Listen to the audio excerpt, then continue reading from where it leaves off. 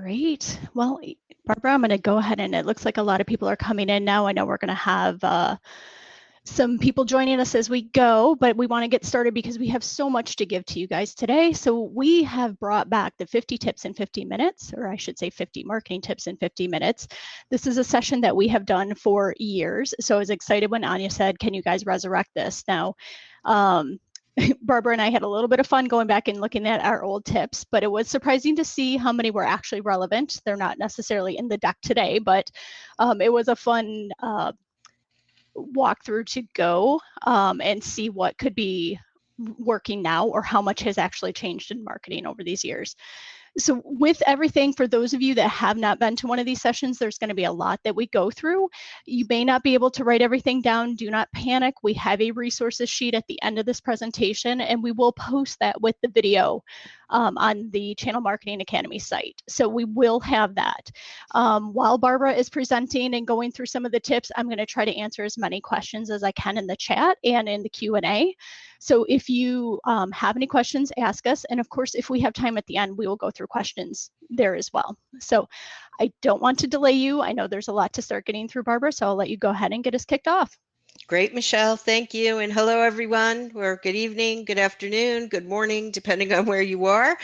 As Michelle mentioned, we do have links, so don't panic. If you want something, it will be at the end. One thing I do want to say is that as Michelle and I were building this, we did realize that a lot of our tips fell into some big categories, so we're going to present them that way today. And our first category is content creation and distribution. Starting with tip number 1, create a listicle. A listicle is just a list style article, and lists have always been top performing content. We just have a nice shiny new name now, with a little bit of a change too. Modern listicles are often enhanced with a lot of additional information around each item to make them a bit more useful. And you could see 2 really different approaches to a listicle here. We have one that's 41 ways to live sustainably and save money, and that's 20 something pages.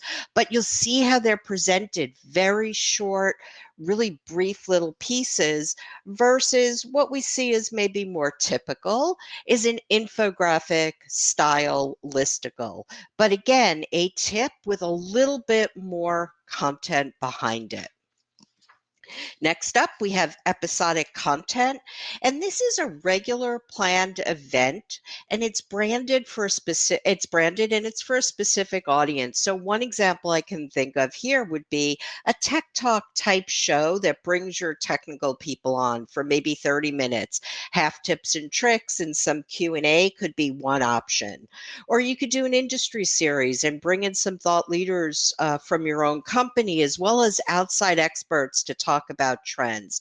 The tip is the episodic nature of this. So you may want to do them bi-weekly or monthly, depending on the audience, the focus, and of course the content you have. And you can deliver these in different ways. Use podcast or webinars, video chats. Next up, this is one of my favorites, is create a content franchise. And this is a recurring branded series built around a theme or a topic, or even produced by a particular author. Content franchises typically have multiple types of content in them. So that can include video, articles, webinars, tip sheets. But again, all around that one theme and with that brand.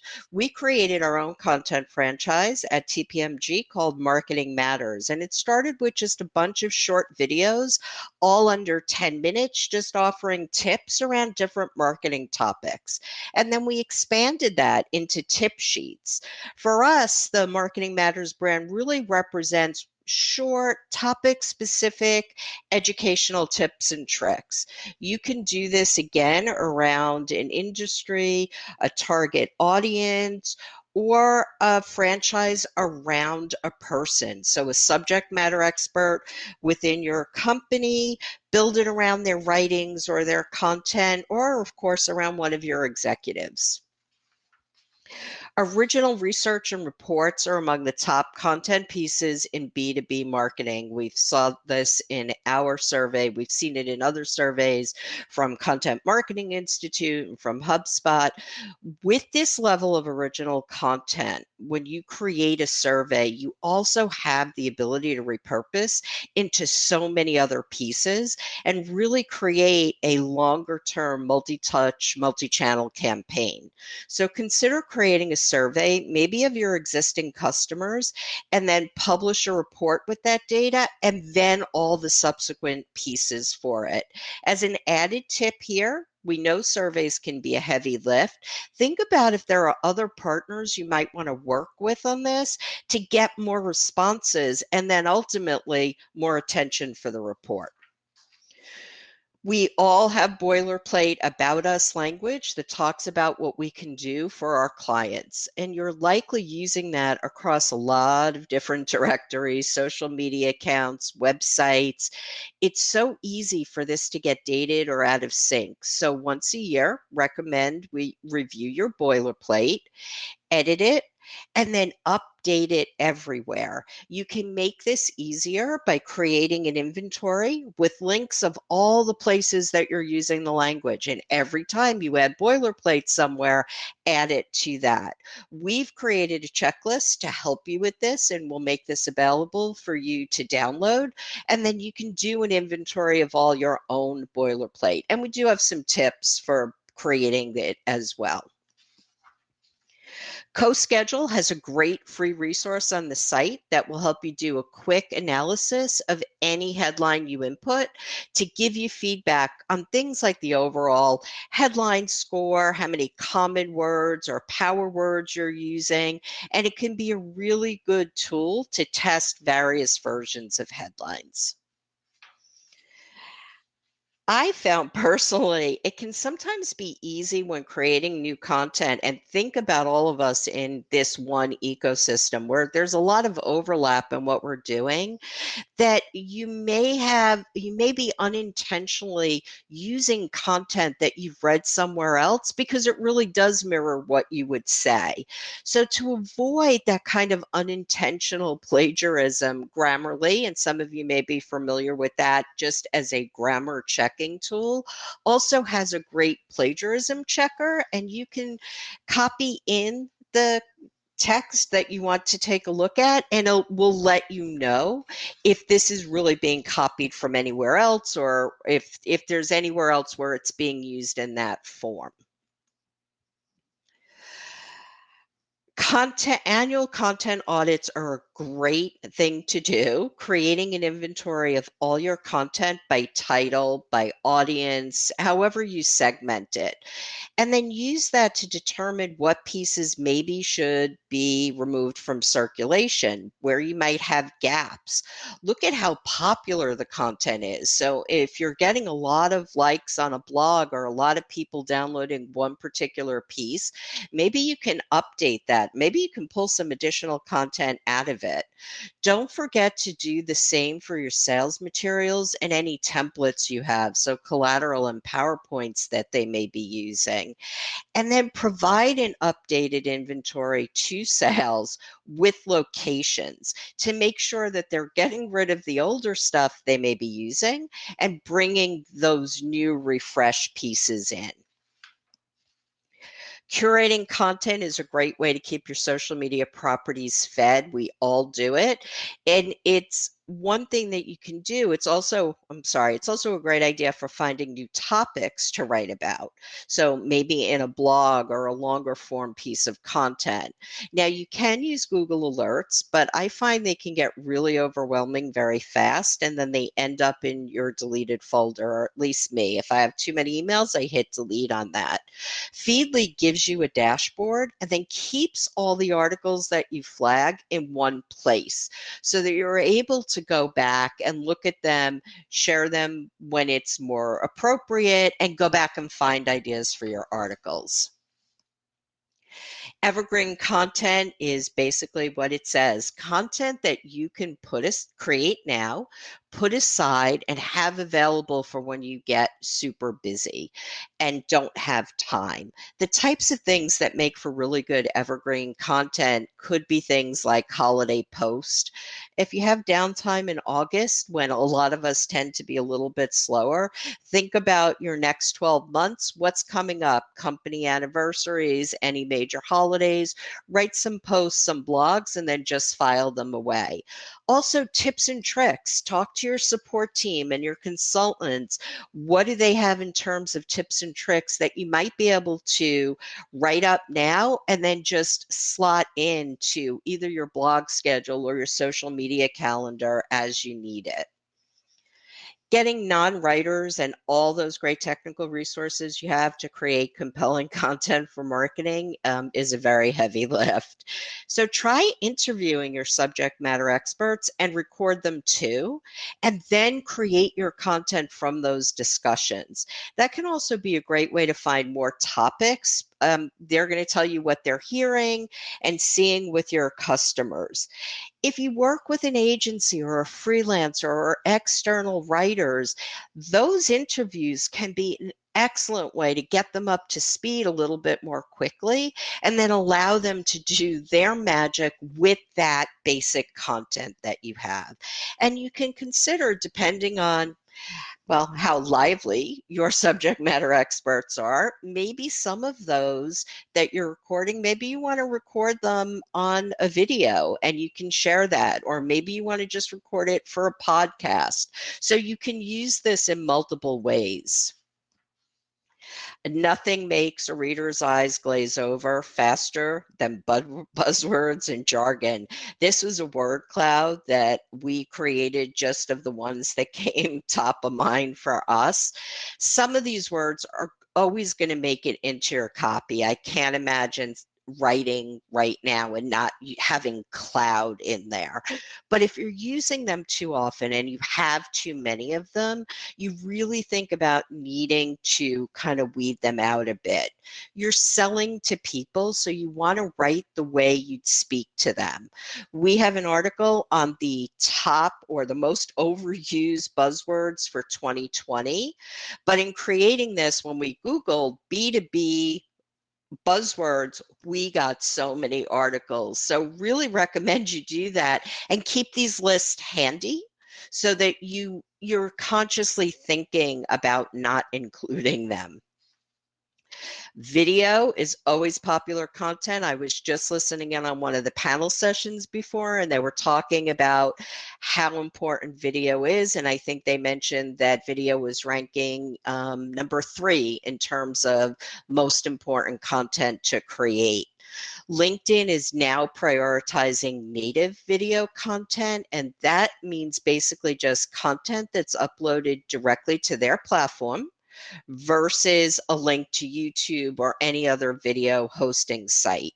Native video auto plays in feed, and it's more likely to grab attention.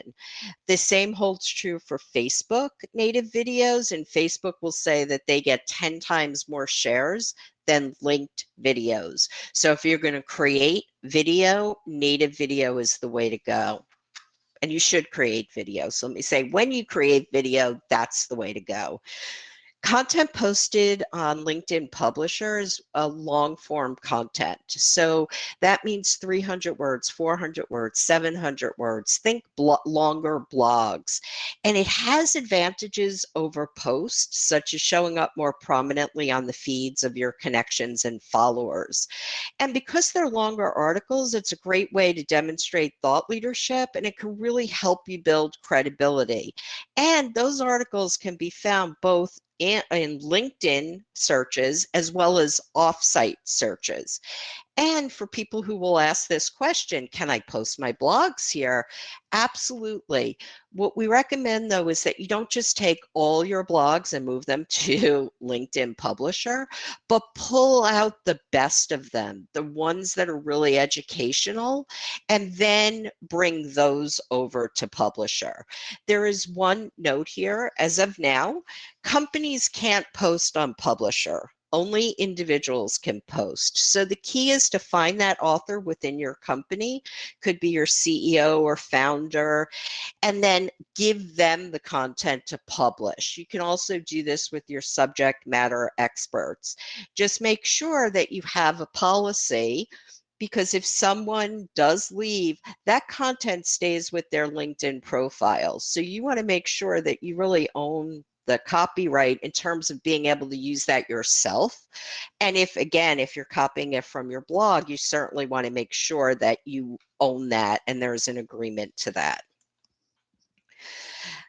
We spent a lot of time searching for images. Even with this PowerPoint, Michelle and I spent exceptional amount of time looking for different images that would fit our theme. Creating an image library is one way to save a ton of time. Essentially, you're compiling all your images on a central share, so you don't have to search every time you need one. And then you don't have to continually find images for your team as well. It can also help you keep your branding consistent and avoid any legal issues from people, especially outside of marketing, who may use unlicensed images, not realizing the danger there. With all of your images centralized, it's also easy to go through and again retire those that are really overused and you just don't want to be using them anymore. One final tip here: use an easy to search naming convention. So don't upload them as Adobe stock number 1945595, but rather as the name of the image, something that people will search for. I think a lot of marketers that I speak with at least use tools like Canva and Pixelite and Snapper, and those are really good tools for on-the-fly graphics, including social media posts. The big tip here is go premium. Most of these have free options, and while they're fine to use, upgrading will usually give you access to more templates and images and allows you to create more professional and branded pieces. A really good example of this is within Canva.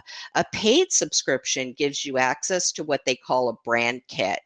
And you can certainly do this yourself. You can do this with your designer, but you work within that brand kit to put in your colors and your fonts and your logos. So you get the full power of Canva, but with your brand. And it is so worth that upgrade to premium for that.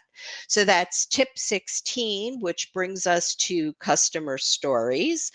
We have a whole section on this because customer stories show that you can do what you say you can do. And it's just so powerful that it warranted its own section.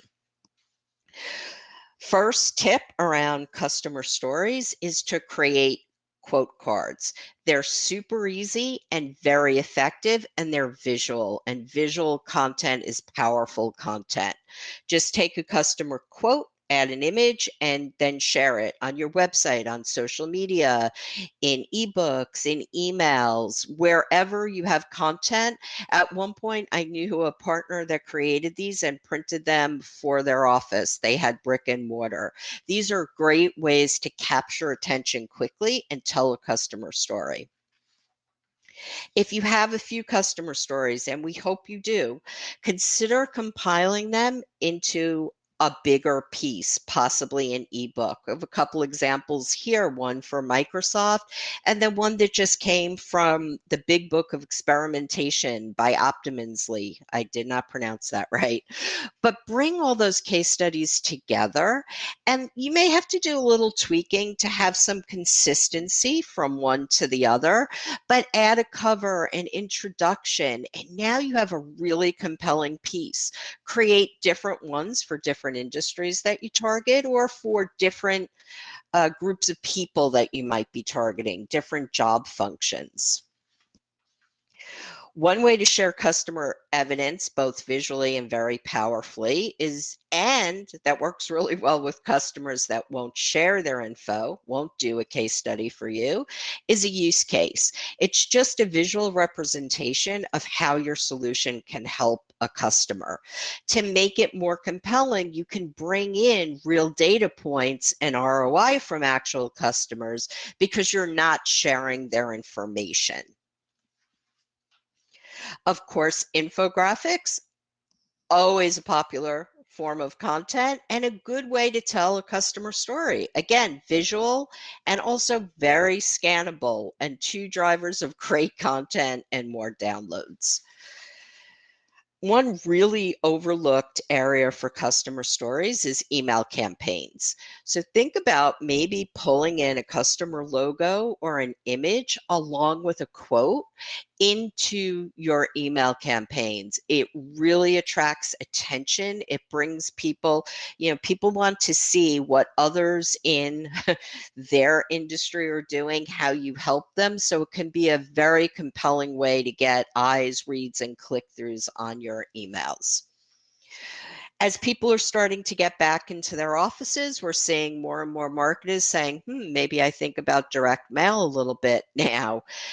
And we do expect it will pick up again. Dimensional mail is always compelling, but consider one that highlights a customer. If your customer is a consumer goods client, you can include an actual example of their product. Or if maybe you're working with automotive industry, you could include something like a model car or something fun that demonstrates the industry.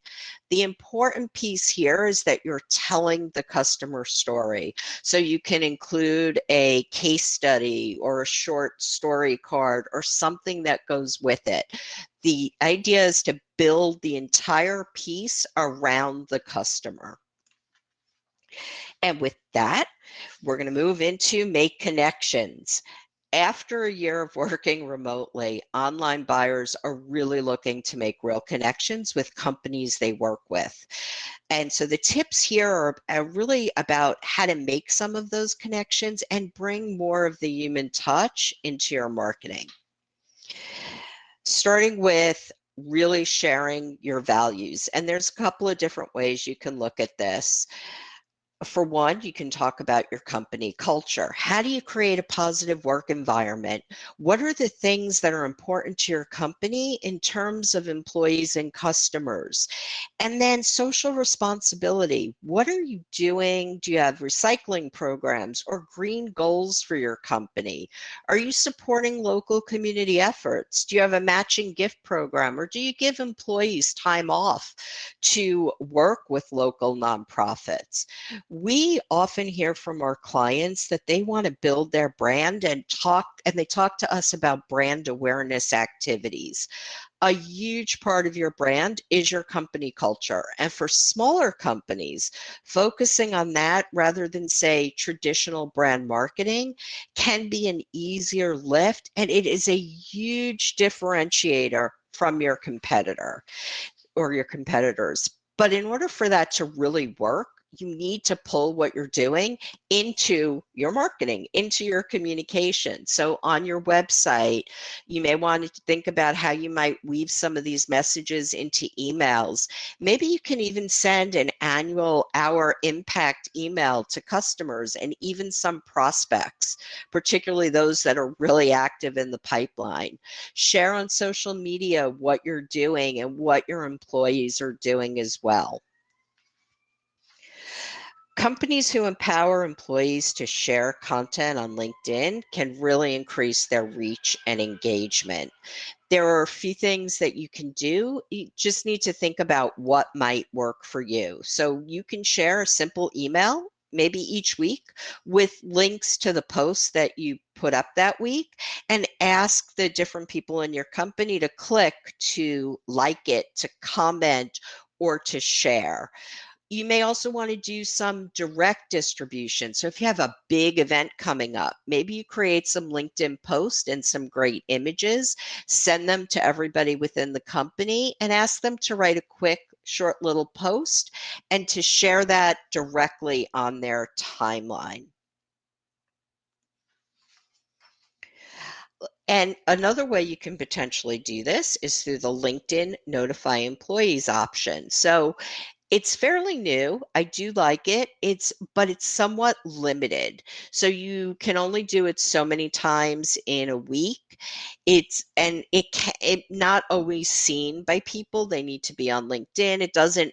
It's not perfect. Let's just put it that way. So if you're serious about increasing employee engagement and you want to move past that idea of just sharing things via email, consider investing in a platform that makes it easy to do that, which will give you a lot of additional bells and whistles like tracking who's sharing and how that content is doing. And these are just some of those. And again, these links will be available at the end. You can show your human side too by sharing fun content. Yes, it's B2B, but we're still talking to people and people still want to smile from time to time. We created an ebook of really fun holidays that you can socialize or even create some blogs around. July 30th is the last Friday in July, for example, is National System Administrator Appreciation Day. So you can write a LinkedIn post or a blog about that.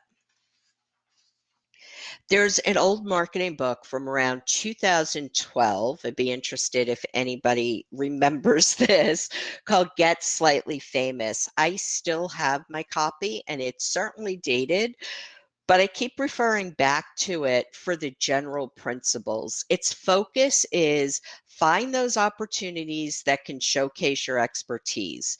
If we were going to update this today, I'd probably call it executive branding or creating thought leaders.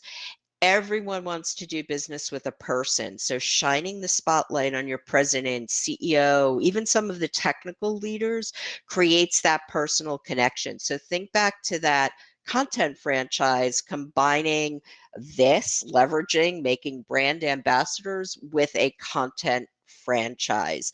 And it could be creating articles for a platform like LinkedIn Publisher, short videos, speaking opportunities. Once you decide who your brand ambassador or ambassadors are going to be and you see where their skill sets are, where they're comfortable, then you can decide the tactics that you'll be able to use to bring them forward.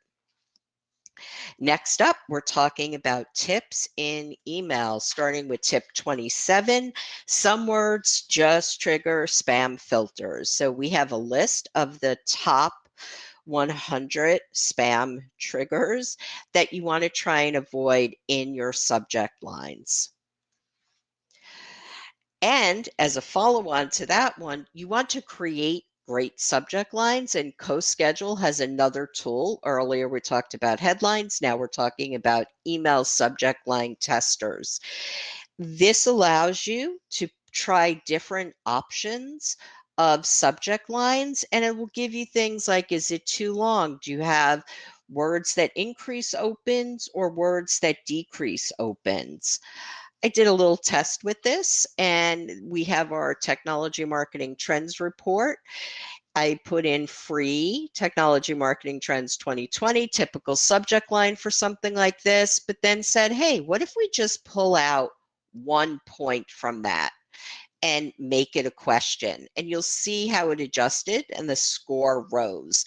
Green are the words that increase opens. Reds are words that may decrease opens. This is not perfect. This is not an absolute science.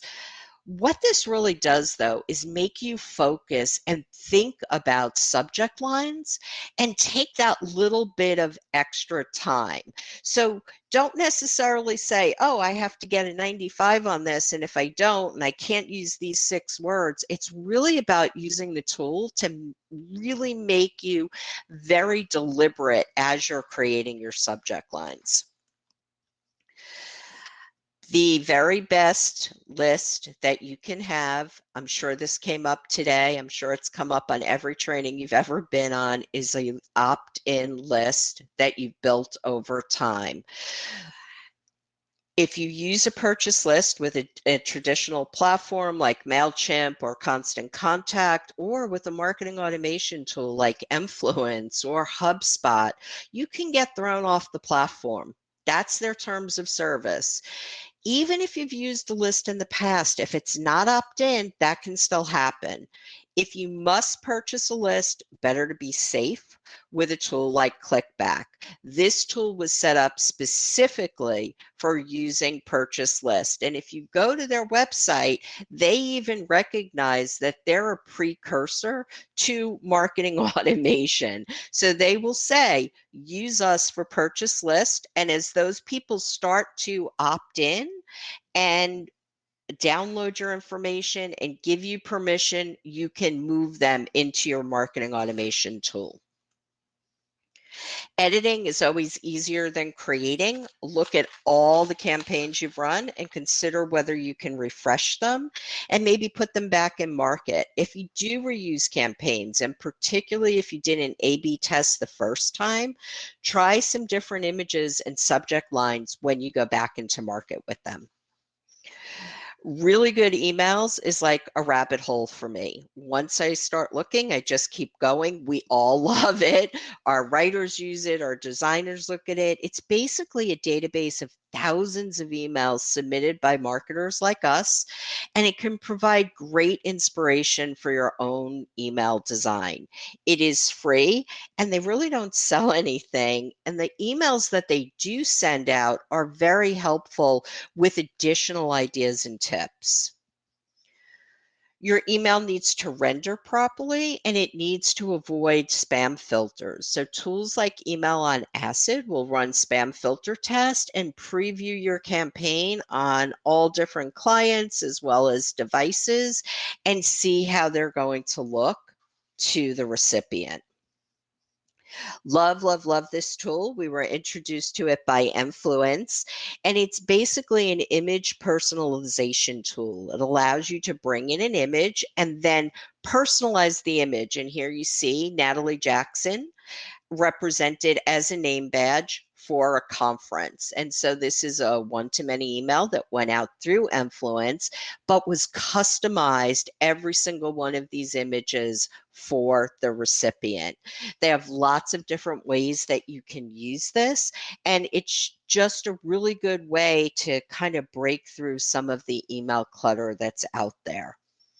Another great way to do that is to add video to your email. It will increase your open rates and your engagement. And you can use any type of video for this. You don't need to just focus on produced and really polished pieces. And in fact, there's a tool like Loom, and there's many others like it, that can allow you to create what I would call maybe a talking head video just on the fly that you can easily embed into email. And this one is not just a marketing tool or tip. Sales could use it as a follow-up, or if they've left a voicemail and want a more personal connection as an email follow-up. And then your help desk and support can create a library of tips and instructions. So if a client calls in, they create a quick video, send it to the client, but then they can share and save that video for the future. Next up, we move into search engine optimization with tip 35. And spy on your competitors. Watch your competitors. SpyFu is a great tool to see what keywords they're using and what's most profitable for them in terms of paid search. The caveat here is it's a great tool to look at the keywords, but you have to look at how they're getting that traffic too. So you have to look at their website, and you'll see that that's going to be through good content that includes those keywords and phrases. Update your company information on all the main directories, as many places as you can possibly go. Don't forget things like job sites like Glassdoor, all the group blogs, industry-specific opportunities through associations and publications. And then remember, back to that boilerplate checklist, any directories that you're in, make sure you're adding them to that checklist so that you look at them on a regular basis and keep them updated. A best practice when sharing a link is to include the keywords in your URL. This is obviously from marketing here that we're talking about. So instead of using bit.ly and shortening links, use the longer version with your brand name. One of the biggest challenges in terms of getting found, and one of the things that Google spends a lot of time looking at, is site speed. And I say it's a challenge because we probably don't spend as much time on it as we might on the things that are more customer facing, like the image that we pick for our homepage. But this is so critical. So tools like Pingdom and Cloudinary will allow you to easily identify any problems that you might have with images, if they're too large, if they're not rendering correctly, and then help you optimize them. So using a tool like this will help with your SEO. Another great SEO tool is Screaming Frog. It is a website crawler that really just helps you with your on-site SEO by auditing for common issues that you might have. You can actually download and crawl 500 URLs, so basically pages, for free, or buy a license to remove the limit and then access some advanced features.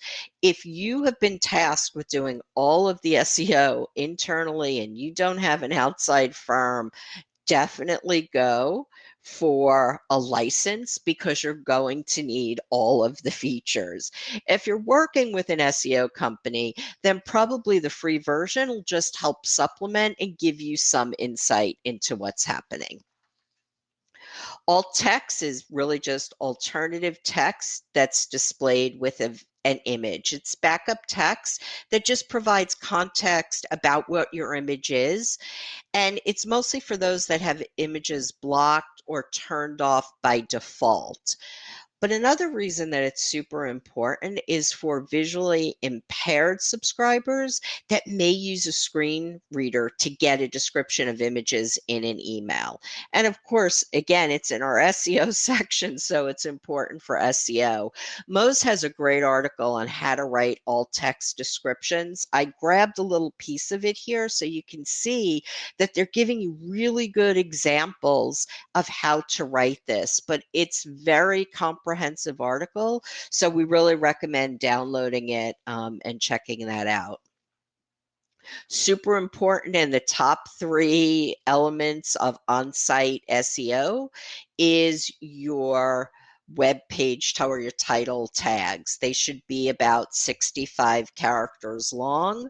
Make sure that you're looking at them regularly. This is one of those, oh, I have to throw up a page really fast and I probably don't have time to fill in all the things I need to fill in. Make sure you're looking at your title tags periodically and that everything is current and up to date.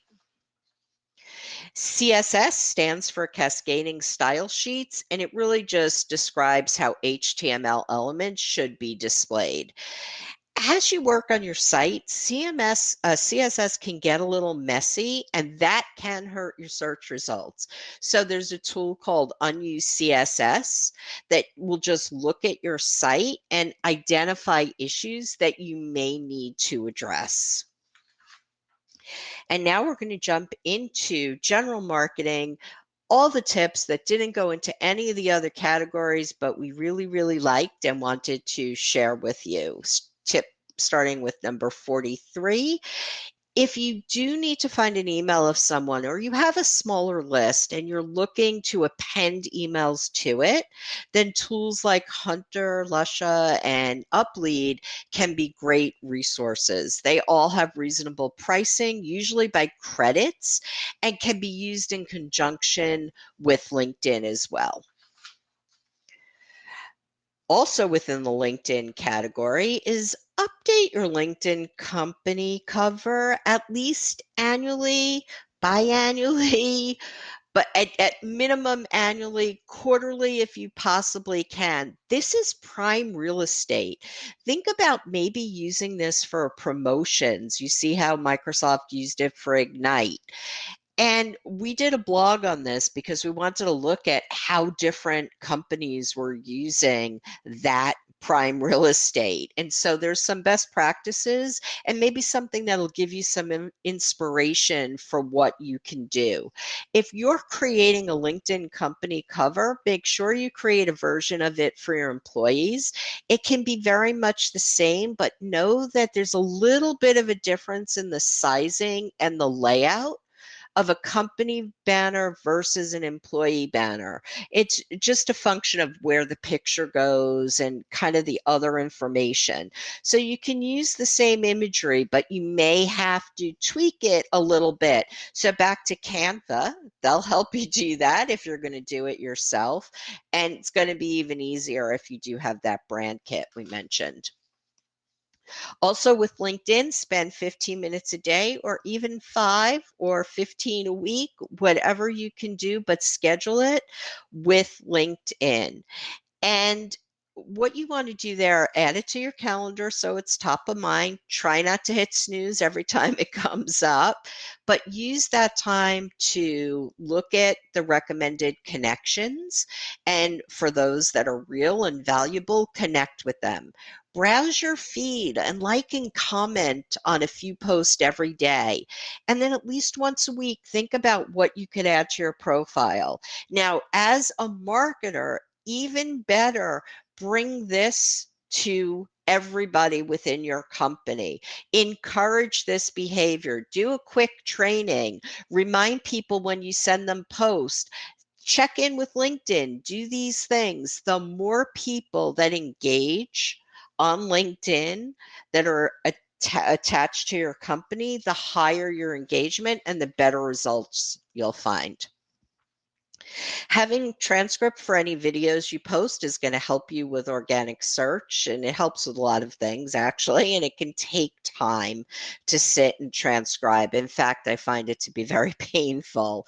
We mentioned Marketing Matters earlier, and Michelle actually took our Marketing Matters recordings and sent them into Rev. We got them back with transcripts within a day. So we were able to include that in our YouTube upload. The average cost for video, I think, was about $15, maybe about $1 a minute. But Rev also has translation and captioning services, which range from $3 to $7 a minute. You can use programs like Scythe and Clipfolio to bring together all your important marketing measures into one dashboard. And you can connect hundreds of apps, including your CRM system, Google Analytics, social media platforms. It allows you to present how your marketing is doing in a single powerful dashboard. We pretty much all do this, but keep this top of mind. Use your email signature, another prime area of real estate. Make sure that every time you have a major initiative, you create and distribute email signatures to promote those. There's actually a tool, I'm not even going to try and pronounce it, that does allow you to do this, and it gives you templates, and then you can just push it out to everybody within the company. And of course, certainly you can do this manually. And then we have conversion rate optimization and marketing. We all know what conversion rates are, just the percentage of visitors that complete a desired action. There's a few stats here on conversions that we found really interesting, but what really leapt out is the one on spend. $92 spent to acquire a new customer, but only $1 toward conversion techniques. So the tip is think about what might happen if you were able to increase conversions by even 10%. By shifting some of your demand generation budget to conversion marketing. And when you think about doing that, because conversions are part of so many different aspects of our marketing, that may mean there's not going to be a single tool that you can use. You may need a specific, there may be an area that's specifically an issue for you, maybe website conversions, maybe it's your landing pages. There's different areas and different tools that map to that. You may want to invest in some A/B testing tools for emails. So we have some of the tools here based on the different categories. And again, all the links are available, which brings us to tip 50, always be learning. B2B marketing is so dynamic and diverse, and B2B marketers are really called on to be experts or to manage experts in a host of disciplines. The panel session I was just listening in on was talking about you can't do everything. Do what you can do well. So pick those things you can do well, and or bring in people to help you. But also, you need to stay on top of important trends and what the opportunities are. So the tip is create a personal training plan. Schedule those sessions on your calendar, whether you're attending live or on demand, so you take the time out. Definitely think about premium options. There's a lot of great training, but a lot of it'll be on the surface. People want to sell things. When you're ready for that deeper dive, though, paid options can bring you a lot more information.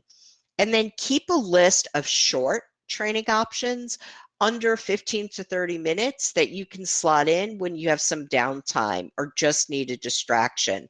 LinkedIn Learning is excellent for that. They have lots of 7-minute sessions, 10-minute sessions, and you can save them in a library. So if you have 10 minutes, you can go to your library, pull up one of those sessions, and watch it. I promised, and Michelle promised, we're giving you all the links. These are them, and you will be able to download this. So we will open it for questions. Not going to leave this slide up because I'm going to bring Michelle back, and there's just a couple of things she wants to talk to. So, Michelle?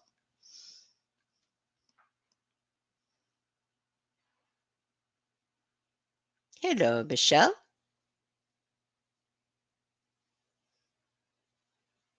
I don't seem to have Michelle. So, first of all, here is our connection information if you need it. Um, give you time. Again, this deck will be available, so you'll be able to pull this off. We do want to thank Repay for sponsoring this session, and they have a really cool swag giveaway. So highly recommend that you go ahead, grab that link, and then you will be able to be part of that. And then, as I always say, I always seem to be between kind of the end of the day and the happy hour. So thank you to Influence for sponsoring the happy hour. And that'll be coming up immediately after this session, I believe in about 10 minutes. Barbara, can you hear me now? I certainly can. Okay, Hello. sorry. I've had headset difficulties during this. So you pointed out everything that I was going to. One thing, and I noticed Amy put it into the comments, can everyone please be sure to go to the event? So up on the sidebar, it says session and event. When you go into an event, please go to the polls there and give us your feedback. We would like to know what you think. And we will also be sending out a survey tomorrow as well. So with that, is there any additional questions? We have a few minutes left before heading to happy hour. Is there anything additional that you have for Barbara or I? And again, this is our contact info. This is a little bit like drinking from a fire hose this session. So if you go back and then you're listening to the recording or looking at the different resources, we are here to answer your questions and we'd love to hear from you. So.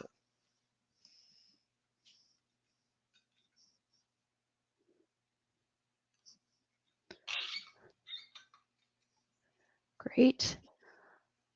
I'm just looking here and it doesn't,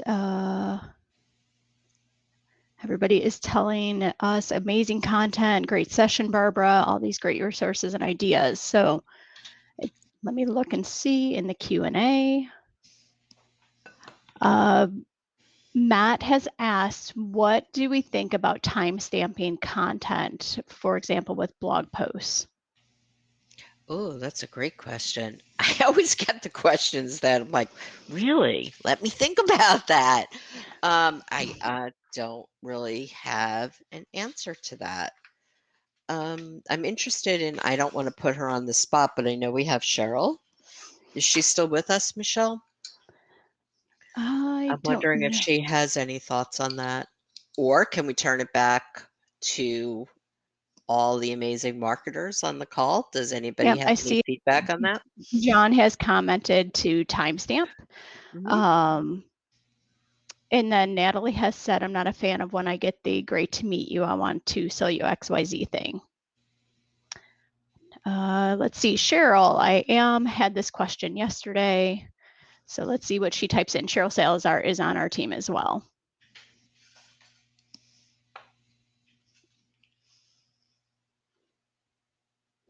Barbara, we do seem to get that one question. Every single time. I think it's like stump the experts. I would say that I'm paranoid, but I think everybody gets together and says, "What won't she be able to answer?" And then comes on the session. But I love it because every single time I learn something and then I go back and that takes me down another rabbit hole and opens up a lot of things. So back to the always be learning, always be training. Yes, and Anya did give us a tip that she said her tip is not to put the date in the URL so you can recycle it later. Oh, So great. kind of some Thank you, different Anya. thoughts. Mm-hmm. Yeah. Great. Any other questions?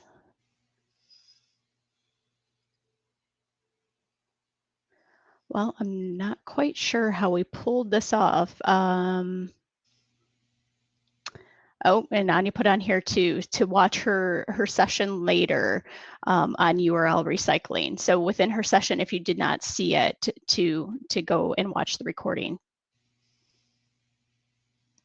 Great. Great. All right, so please, if you haven't registered for happy hour, it is a separate, we're not using Hopin for that. It is a separate registration.